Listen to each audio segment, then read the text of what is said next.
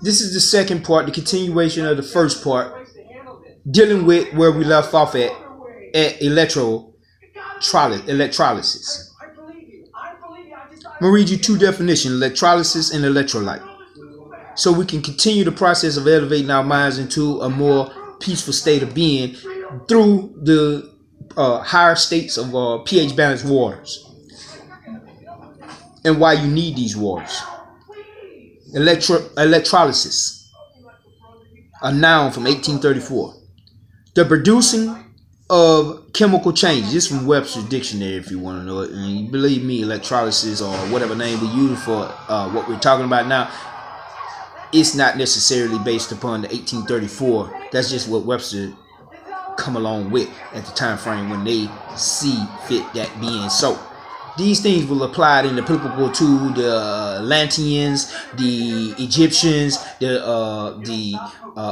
Lemurians, things of people of a high nature, way light years away before this book was even written. They was already living in these terms right here. You know what I mean? What we're trying to get back to when we dealing with this water, to get our bodies right, so we can get our soul right. Then we can get our spirit right. So stay with me, and if you will, I beg to differ for anyone that want to compliment an understanding of what I am dealing with, for dealing with the water to get and cleanse and pure, to cleanse the body so the body can start being purified from the next step up to being able to know what it is that purified means. It doesn't mean clean. And that's what we're doing, is cleaning and detoxifying the body with water eternally. So that being said, Jesus bathes in the water as a symbolic of the cleansing of the eternal. Externally, they did, to show you something symbolically that you do eternally. The eternal part was the supplications of God, fasting, hymn, chanting, songs, and meditation, and etc.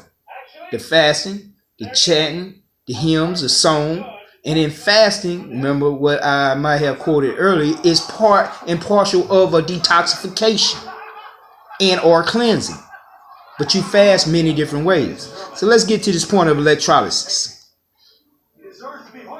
A noun, Webster Dictionary, classed it up as 1834. Quote again what I said earlier. 1A. The producing of chemical changes by passage of an electric current through a electrolyte. B. 1B.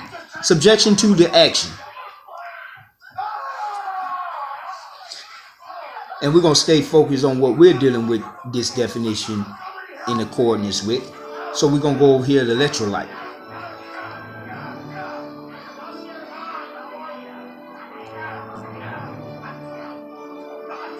Electrolyte, a noun from 1834. 1A. 1. A non-metallic electric conductor in which current is carried by the movement of ions.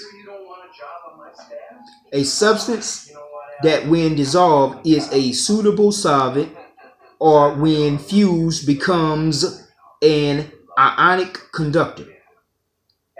Any of the ions, as of sodium or calcium, that in a biological fluid regulate or affect most metabolic processes, as the flow of nutrients into and waste products out of the cells.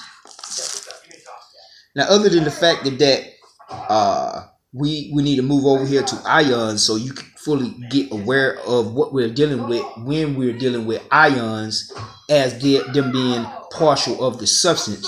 But you must understand that the electrolysis is what gives the ions and or the electrolyte itself the ability to have a current, have a flow. Through the electrolysis, as you reading right here, as the chemical chain passes through the current, there's a current that is developed through electrolysis that gives the ability of these electrolytes